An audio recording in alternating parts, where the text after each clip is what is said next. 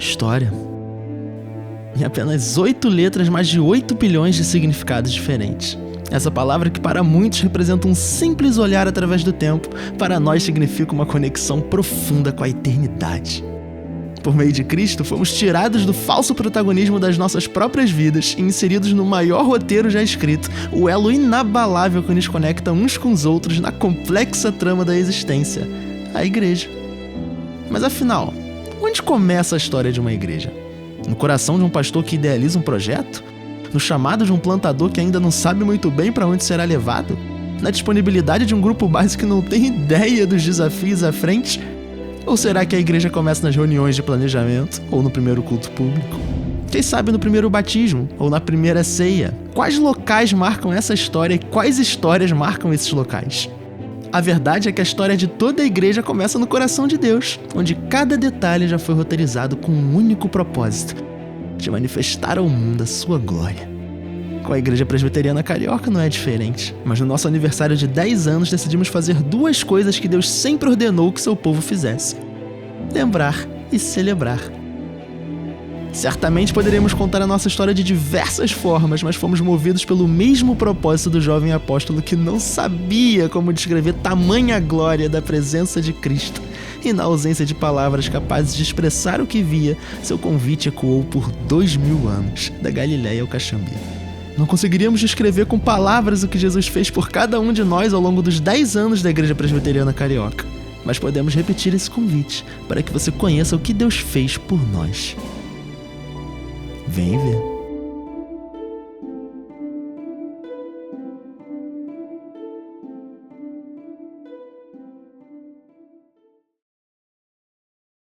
Cresci dentro da igreja, então fui muito acostumado a esse movimento de fazer parte do ambiente eclesiástico, né? Tinha muitos amigos, gostava da realidade da igreja, foi algo que fez muito bem ao meu coração durante a fase ali da adolescência até o início da juventude. Maria da Graça era muito bom. Eu gostava muito de lá, a igreja era muito boa. E eu lembro com muito, muito carinho lá das amizades, das pessoas que tinham lá. Especialmente eu, Rafael e Denis, a gente era muito colado assim na adolescência. O povo todo ali de Maria da Graça que cresceu com a gente tinha muito assim, muita dedicação de tempo junto, né? Ao longo ali daquelas fases ali do, sei lá, pré-faculdade, início da faculdade, que a gente passou todo mundo junto. Eu me lembro do Rafael, pastor Rafael, chegando aqui bem novinho. A gente viveu a adolescência juntos, aprontamos muito por aqui. Eu lembro que na época da minha entrevista com o conselho me foi questionado se a razão de eu estar ficando naquela igreja, porque na época eu vinha de Minas para o Rio, e aí quando cheguei lá, evidentemente, eu fui para aquela igreja muito por causa das amizades, do Rafael principalmente. Nesse contexto, vivendo ali a realidade da igreja, fui me interessando a cada dia pela liderança, por fazer parte. Eu atribuo parte da minha caminhada na fé, parte de quem me tornei hoje, a esse momento específico. Porque lá eu aprendi valores muito bons de amizade, de companheirismo, né? Tinha a tia Wanda, que era muito presente ali, sempre ensinando pra gente sobre como caminhar na fé. Então foi um momento muito especial. Eu vi que eu tinha determinadas habilidades, facilidades, e isso, num primeiro momento, foi o que me levou a entender que eu podia ser um pastor, e eu gostava da figura pastoral, tinha admiração pelos pastores que passavam pela igreja. De cara, eu falei, é isso que você quer mesmo? Você quer isso? Gosta? Você tá afim mesmo? Aí ele falou, mãe, eu tô muito animado, né? Eu falei, então eu também estou muito animada, eu estou contigo nessa, vou querer estar junto, vou apoiar, vou fazer o que puder. Fiquei muito feliz, assim. E isso foi me levando, num primeiro momento, a ter uma perspectiva de entender que estava sendo chamado para o ministério pastoral. O chamado do Rafael para o pastor, a mim foi mesmo chamado de Deus. Porque ele demorou 3 anos para fazer uma faculdade, né? E eu cobrando, ele não fazia, não sabia o que era. Chegou um dia que ele falou, mãe, eu vou fazer teologia. Aí eu me assustei, é isso mesmo? Aí eu fiquei feliz, né? Porque tudo que relaciona a igreja, para mim, é uma coisa maravilhosa, vem de Deus. Mais ou menos quando estava no 3º ano do seminário, já com o coração voltado para a obra do Senhor, de uma maneira mais sincera, eu recebi um chamado. Só que esse chamado não foi, à primeira vista, não foi um chamado de Deus, foi o chamado do pastor Edson. Tinha um seminarista que estava servindo no outro local, ele estava servindo na igreja de Manguinhos, e aí eu conversei com ele, que é o Rafael, que é membro de Maria da Graça e que conhece as pessoas aqui de Maria da Graça. Então eu conversei e apresentei o projeto para ele, de plantar igreja. Comecei a buscar informações sobre o que era plantação de igreja. Então comecei a me envolver com Atos 29, CTPI, outras organizações que falavam sobre o tema. Comecei a buscar literatura sobre o tema. Eu li talvez uns 30, 40 livros sobre plantação de igreja. Eu percebia que a igreja presbiteriana de Maria da Graça, com 70 anos, ela precisava plantar uma igreja. Então eu pensei no local que é bem próximo nosso, 3 vezes maior do que o bairro de Maria da Graça em si, o Caxambi, e também que tem uma população muito grande, e eu pensei que a gente poderia expandir, né, e plantar uma igreja no Caxambi. Pregando na igreja, né, percebia que o Alex estava lá na galeria e tinha espaço aqui embaixo. Então eu vi que alguma coisa estava diferente. Parecia que o Alex não estava conectado com as outras pessoas da igreja. Bom, galera, desculpa, a culpa é minha, né? Eu tava fazendo lá caras e bocas na galeria, vocês reclamam, a galera reclama que eu fico fazendo cara e boca hoje em dia e tal, assim, é problema antigo. Eu via também outros jovens da igreja, né, também como Denis, também se afastando, não estão tão próximos. Mas não fosse isso, eu acho que o Edinho não tinha visto a minha cara lá em cima meio bolado com a situação. Eu acho que Deus usou até essas coisas chatas aí que a gente tem, né, pra poder escrever o rumo que ele queria pra gente. Queria corresponder a esse chamado, essa confiança que o pastor Edson depositou em mim. E ele chegou e aceitou. E achei isso muito legal, ele ter aceito, né? E o que eu fiquei pensando é que, logo depois que ele aceitou, ele pediu para namorar a minha filha, né? E até algumas pessoas pensaram, poxa, ele quis vir para namorar a sua filha, né? Primeiro, né, a primeira coisa, assim, muito marcante, é que eu tinha prometido para mim mesma que eu nunca ia casar com o pastor. Eu acho que eu demorei a entender que o Rafael ia ser pastor e que eu ia ter que sair da igreja que eu tava. Então, acho que no começo...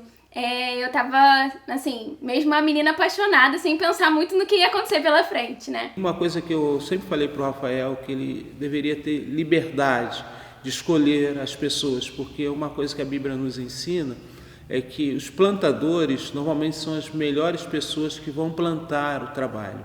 Ainda que algumas delas retornem para casa, mas a gente vê que algumas igrejas foram plantadas por Paulo e Silas, né? Paulo e Barnabé, então foram pessoas que estavam envolvidas, que amavam. O processo de criação do Grupo Base foi um processo muito desafiador, foi uma coisa assim, bem confusa, inclusive, na minha mente, porque de alguma maneira eu tinha ali um aval para selecionar algumas pessoas que eu enxergasse nelas a possibilidade, as capacidades, o casamento ali em relação à ideia de plantar uma igreja, e eu selecionei alguns irmãos e irmãs. Gostei, apoiei, disse que estava com ele em tudo que ele precisasse, porém não pedi para entrar no Grupo Base, né? Eu deixei que a direção lá, o pastor, decidisse isso. E depois o pastor me comunicou para uma reunião e chamou a gente, né? E convocou para o grupo. E eu fiquei muito feliz quando ele convocou para o grupo, né? Ele já explicou como ia ser. Comecei a fazer parte do Grupo Base. Meu irmão, na época, até me pediu uma ajuda que eu dividi com a Maria lá.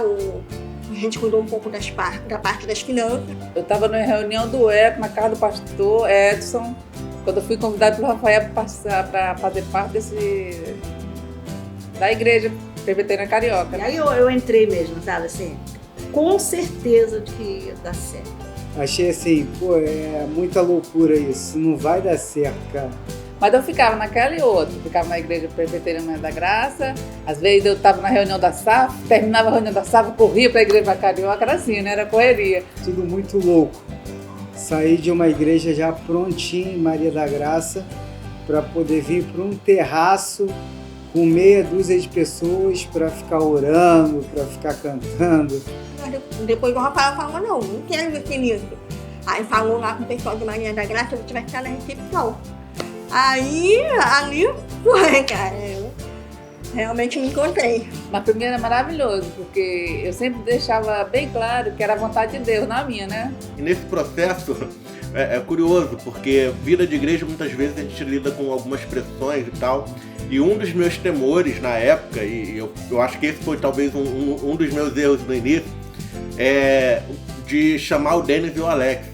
Porque eles eram muito meus amigos, nós éramos amigos muito próximos. E eu fiquei com aquela assim, poxa, eu não vou chamar eles, porque, pô, são meus amigos ali próximos, vão falar que eu tô fazendo panelinha pra ir plantar a igreja. E não era esse, definitivamente não era esse o caso, e eu não os chamei. A gente tava meio que seguindo os rumos, assim, eu lembro que eu vivi uma fase de muita coisa de faculdade, trabalho, assim, muito intenso.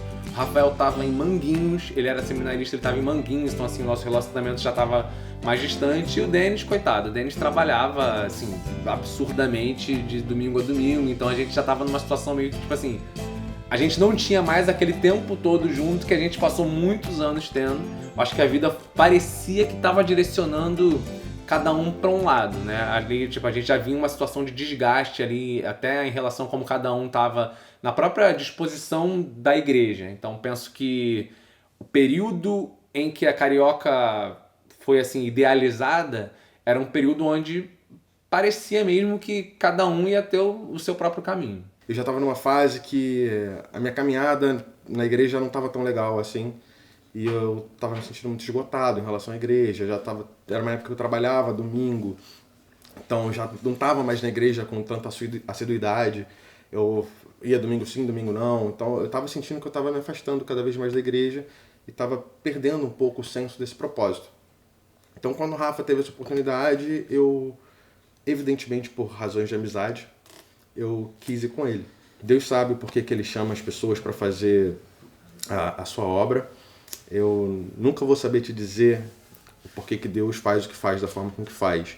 Mas eu sei que nesse momento, quando Deus me chamou o Rafael, chamou o Alex, e até hoje são os meus grandes amigos da vida e serão até a eternidade, se assim Deus permitir, eu creio que ele fez isso com um propósito e hoje eu consigo enxergar isso refletido na Carioca. Estar lá na plantação, participar do grupo base era algo muito natural para mim. Eu me sentia à vontade, o clima era leve, o clima era bom porque eu estava com os meus amigos que eu já estava sempre acostumado a estar. Quando ele escolheu o grupo base, para mim ali já estava a igreja formada, mesmo sendo poucas pessoas, porque haviam ali pessoas comprometidas, pessoas que estavam dispostas, e essas pessoas arregaçaram a manga e foram ali para realizar aquele trabalho maravilhoso. No processo de plantação, né, formação de um grupo base, você desenvolve um treinamento, né, com as pessoas que fazem parte do trabalho. E eu comecei esse treinamento, ainda não tínhamos um espaço e nem era o nosso objetivo ter um espaço nessa época para abrir para o público.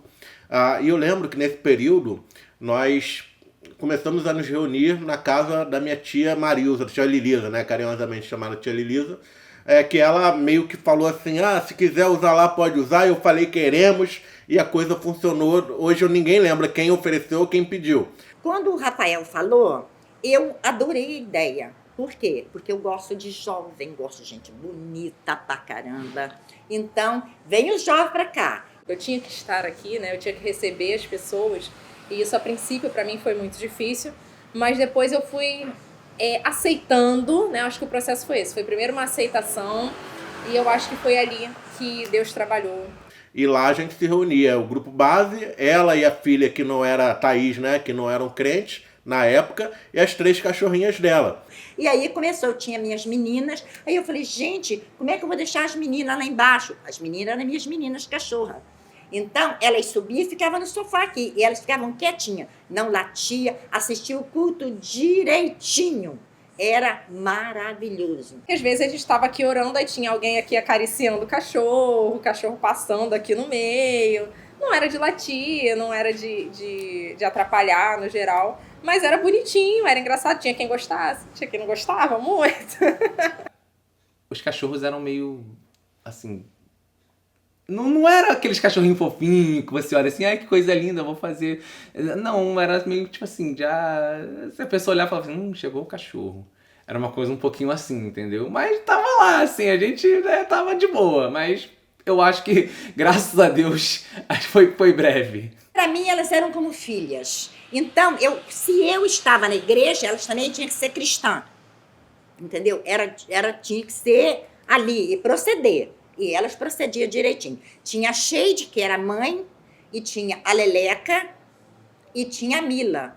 Elas ficavam quietinhas. Não latia, não brigava, não rosnava. É como se elas estivessem assistindo o culto direitinho. Ela sentava no sofá e ficava quietinha.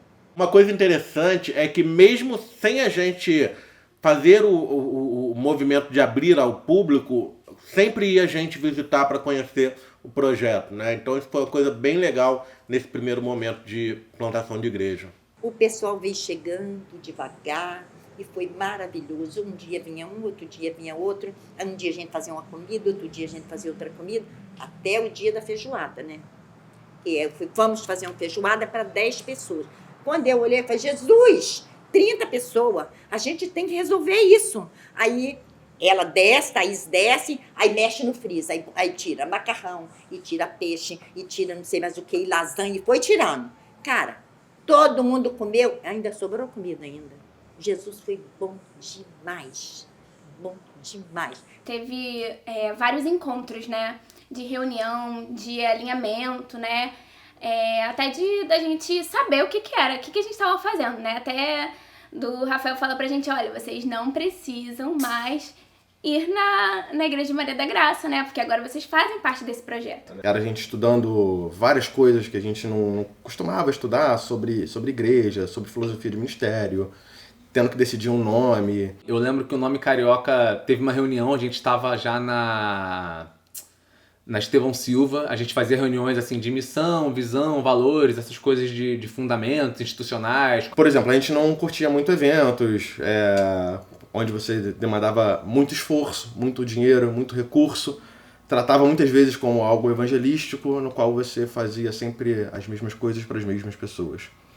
Isso entre algumas outras coisas que a gente vivia, ouvia na rotina das igrejas, das quais a gente cresceu, e isso incomodava de alguma forma. E algumas dessas coisas trouxe em nós o desejo de mudança, um desejo normal em jovens. Foi muito interessante porque a gente começou a ver que muitas coisas que a gente fazia não tinham nada a ver com o evangelho, né? Então esse foi um confronto muito grande pra mim. Então eu tive que abrir mão de coisas que eram apenas legalismo, né? E eu vou confessar, olha, não é fácil. Escrever uma certa missiologia da igreja em fundamentos ali de valores, principalmente missão e visão, como a gente estava vindo. Nesse tempo que a gente começou a trabalhar alguns aspectos da nossa visão, da nossa missão, o que Deus estava chamando a gente para fazer. E foi um período muito legal também. Foi o primeiro momento que a gente teve assim, uma responsabilidade de levar equipamento, montar, fazer, tocar música. A gente fazia devocional com louvores, com várias coisas bem legais. E foi um período de algum crescimento ali para nós, foi muito bacana. Foi ali que Deus tocou realmente o meu coração, foi ali naquele momento que eu me converti. Eu passei a desejar que aquilo acontecesse. Os domingos para mim eram esperados, né? Eu queria que chegasse o domingo, eu queria que aquilo acontecesse, eu sentia falta daquelas pessoas aqui, eu sentia falta de orar com aquelas pessoas, de estar aqui em igreja. Quando nós fomos para Estevão Silva, foi como se a gente desse um passo em direção a algo que estava se tornando realidade. Porque até então, né, estava na casa da tia, né, se der ruim, acaba ali mesmo. Mas quando a gente vai, procura um lugar e acha esse lugar que a gente passou a se reunir, a coisa começou a desenvolver. Também foi onde eu me batizei. Foi importante para mim, eu fui a primeira batizada, né, da Igreja Carioca. Foi uma alegria muito grande quando eu recebi a notícia de que a minha prima Thaís queria ser batizada. Foi uma alegria assim maravilhosa, mas que ao mesmo tempo trouxe para mim uma certa tristeza, porque eu ainda não era ordenado, e conforme a lei da Igreja Presbiteriana, os símbolos de fé, um ministro, uma pessoa que não é ordenada aí no Ministério Pastoral não pode fazer o batismo. Então, assim, ao mesmo tempo foi uma alegria, mas uma frustração, mas eu estava lá junto. Nessa ocasião foi muito legal, porque nós convidamos o pastor Edson, que era o pastor da Igreja Mãe, e também o pastor João, meu tio João também. Arrepia até quando a gente lembra daquele dia lá, que foi um dia inesquecível pra gente, porque era algo que, como eu posso dizer, a gente ansiava, porém a gente muitas vezes não acreditava. A família, vamos dizer, Gomes de Souza, mudou. Houve uma mudança a partir daquele dia, porque a Marilza era uma das pessoas que durante muito tempo mais combateu o cristão, o evangelho, e a gente viu ali a Thaís sendo a primeira pessoa a ser batizada na Igreja Carioca. Foi maravilhoso quando ela aceitou Jesus para ser batizada. Para mim foi muito especial, porque eu achava que a Thaís não ia vir para a igreja. Foi assim um momento muito emocionante, porque a gente que é cristão, a gente ora pela nossa família, a gente ora pela conversão. E a transformação que aconteceu na família, quando começou a Carioca, através da Thaís, que foi a primeira, e foi surgindo, os novos foram aparecendo, foram vindo. Foi,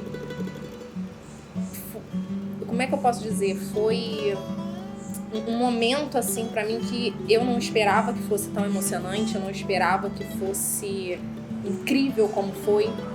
Eu conheço pessoas que disseram assim pra mim, Thaís, eu me converti no momento tal, na data tal. Eu não tive isso. Pra mim foi realmente um processo que foi acontecendo. E hoje eu agradeço muito a Deus por ter começado na minha casa, porque é claro que Deus faria de outras formas, mas a meu ver, assim, meu pensamento humano, se não tivesse começado aqui, eu não teria me convertido, eu não estaria na Carioca hoje. Nós sempre contamos muito com o apoio da nossa Igreja Mãe, A Igreja Presbiteriana de Maria da Graça sempre foi uma das nossas parceiras que ficou com a gente durante todo o processo de plantação de igreja.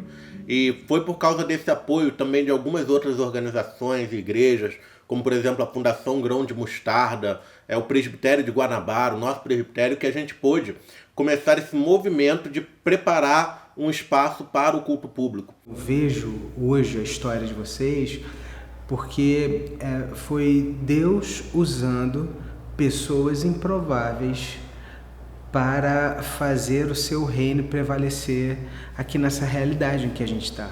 Ainda era um pouco confuso na minha cabeça, porque a gente às vezes se prende muito mais à frustração, e a gente percebe que até o primeiro culto público, teve algumas frustrações, alguns momentos difíceis, pessoas que foram, que voltaram, pessoas que ali estavam meio em dúvida, então a gente ainda fica um pouco desconfiado. Será que é isso mesmo? Será que as coisas vão acontecer? Será que o projeto vai prosseguir? Então, assim, se a gente olhasse todos esses indicativos, a gente falaria assim, cara, esse projeto aqui é meio que uma furada. Mesmo diante das frustrações que foram tendo ao longo do caminho, das coisas difíceis que a gente teve que enfrentar, eu percebi que Deus estava nesse negócio. Sabe aquela pulguinha atrás da orelha que você tem?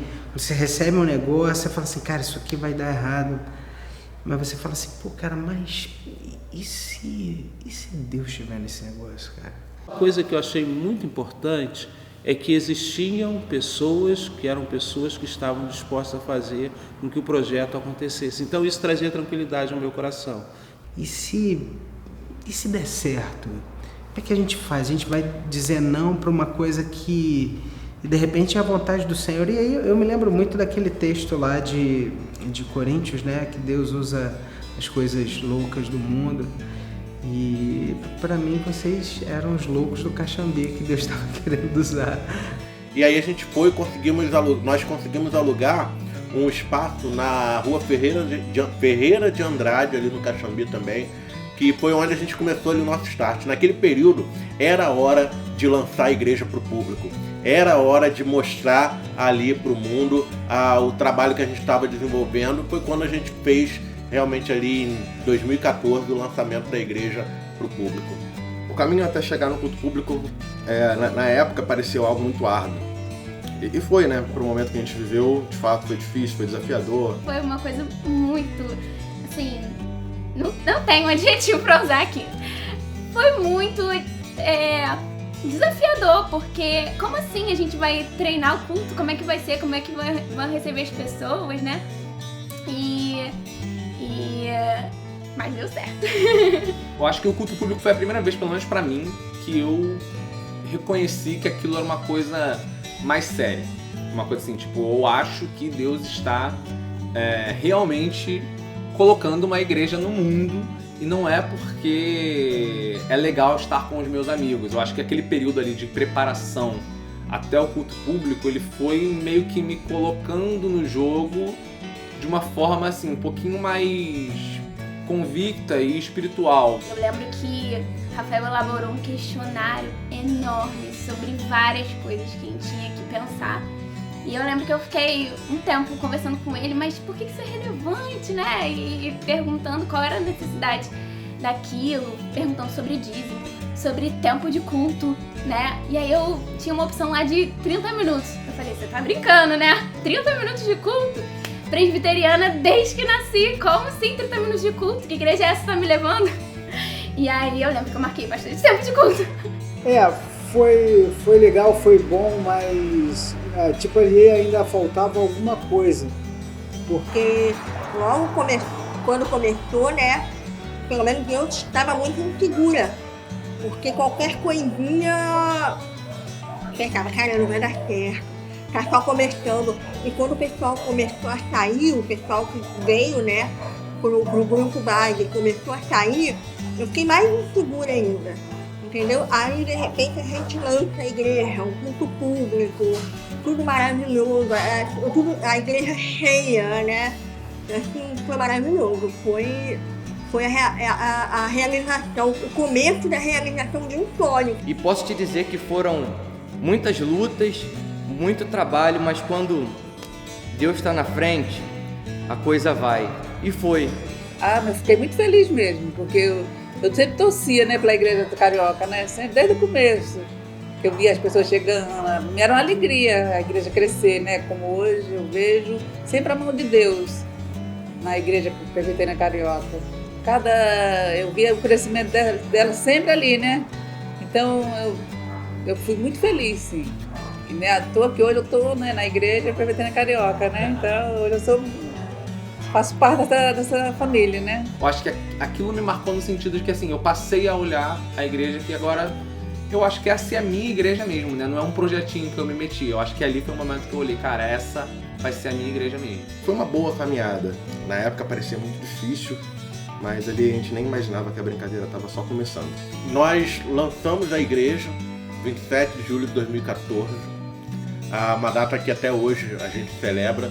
E foi nesse dia nós lotamos o salão e a gente celebrou como nunca, porque aquilo ali tinha sido a coroação, digamos assim, daqueles meses de trabalho duro, onde a gente discutia sobre igreja, falava filosofia de ministério, visão, quebrar paradigmas, um monte de coisa.